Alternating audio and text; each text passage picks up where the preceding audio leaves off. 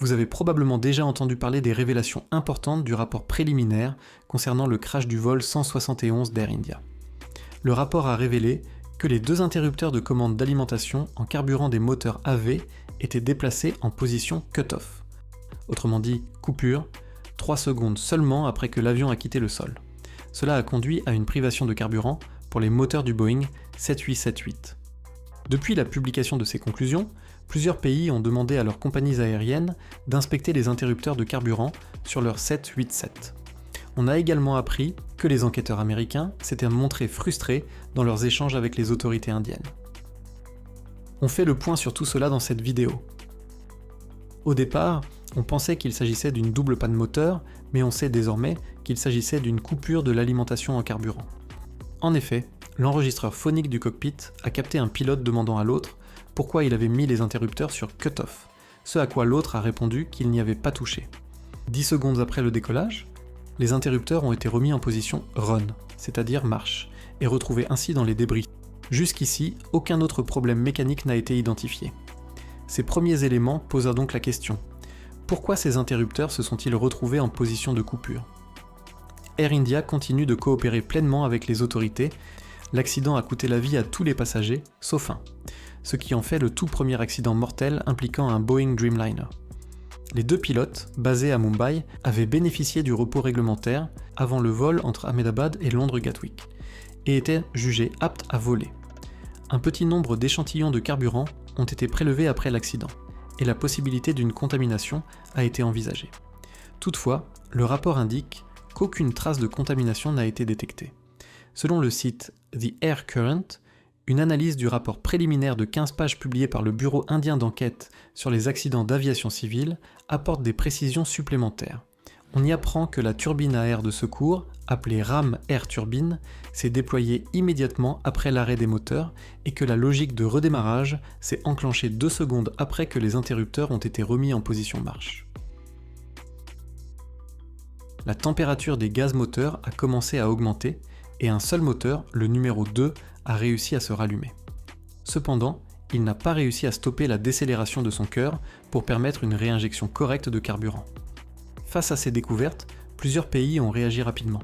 Certaines compagnies avaient déjà commencé à inspecter les interrupteurs concernés. Pendant ce temps, la FAA, l'administration fédérale de l'aviation américaine, ainsi que Boeing, ont tenu à rassurer les opérateurs en affirmant que les interrupteurs sont sûrs.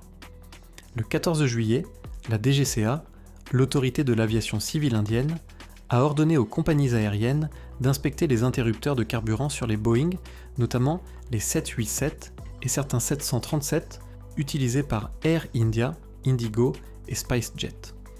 Les compagnies doivent achever leurs inspections avant le 21 juillet et soumettre leurs plans ainsi que leur rapport d'inspection à la DGCA. Cette surveillance accrue des interrupteurs fait suite à une note d'information publiée en décembre 2018 par la FAA. Cette note évoquait un possible désengagement du dispositif de verrouillage des interrupteurs sur différents modèles de Boeing, notamment certains 737, Jumbo Jet et 787. À noter qu'aucun accident n'avait été causé par ce problème jusqu'ici. La Corée du Sud, où plusieurs compagnies opèrent des Boeing, a également décidé de faire inspecter ces interrupteurs. Selon Reuters, un porte-parole du ministère sud-coréen des Transports a confirmé que ces contrôles font suite à la note de la FAA de 2018. De son côté, la compagnie émirati Etihad a émis une directive interne demandant à ses pilotes de faire preuve d'une vigilance accrue lors de l'utilisation de ces interrupteurs. En 2018, un bulletin spécial d'information sur la navigabilité a été publié après que des opérateurs de Boeing 737 ont signalé que les interrupteurs de commande carburant étaient installés avec le mécanisme de verrouillage désactivé. Cependant, cela n'a pas été jugé suffisamment sérieux pour justifier une directive de navigabilité obligatoire. Selon le rapport préliminaire, Air India n'avait pas effectué les inspections recommandées car ce bulletin n'avait qu'une valeur de recommandation et non d'obligation. Pourtant, le module de commande des manettes de poussée de l'appareil accidenté avait bien été remplacé en 2019 puis en 2023. Mais cela n'était pas lié directement aux interrupteurs de coupure carburant et aucun défaut ne leur avait été signalé depuis leur installation. Alors pour celles et ceux moins familiers avec l'aéronautique, à quoi servent exactement ces fameux interrupteurs de coupure carburant ? Comme l'explique The Independent, ces interrupteurs servent à démarrer ou éteindre les moteurs au sol. En cas de panne moteur en vol, le pilote peut les utiliser pour couper manuellement un moteur ou tenter de le redémarrer. Et bien entendu, ils jouent aussi un rôle essentiel en cas d'incendie moteur. La dernière information majeure liée à ce crash concerne la position des enquêteurs américains du NTSB, le Conseil national de la sécurité des transports. Ils auraient menacé de se retirer de l'enquête sur le vol 171 d'Air India en raison d'un manque perçu de transparence et de lenteur dans l'enquête. Les autorités indiennes ont été accusées de prendre trop de temps pour communiquer des informations cruciales et l'accès aux boîtes noires de l'appareil a été plus long que prévu. D'après un article du Wall Street Journal, les enquêteurs américains ont failli perdre patience face à leurs homologues indiens.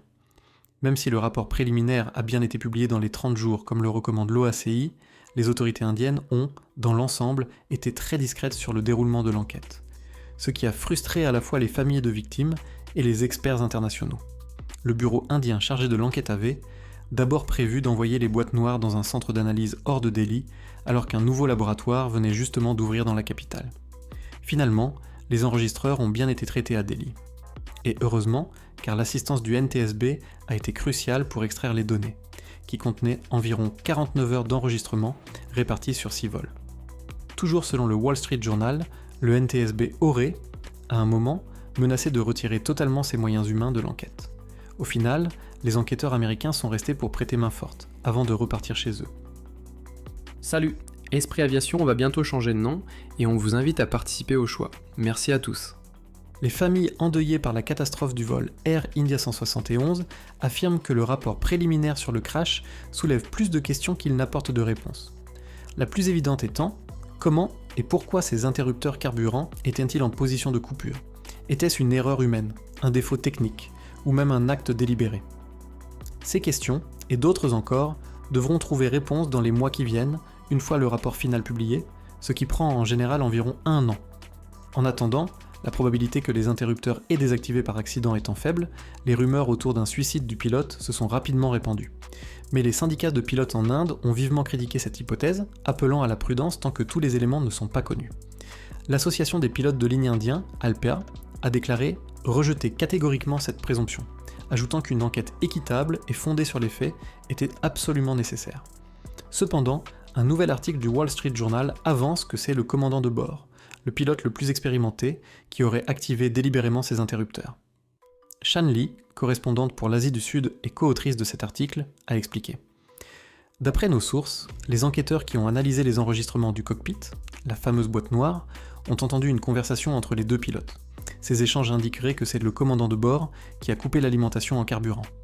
Sur l'enregistrement, le copilote, plus jeune, demande au capitaine pourquoi il a basculé les interrupteurs. Le capitaine nie, mais on sent clairement la surprise, puis la panique dans la voix du copilote, alors que le commandant reste étonnamment calme.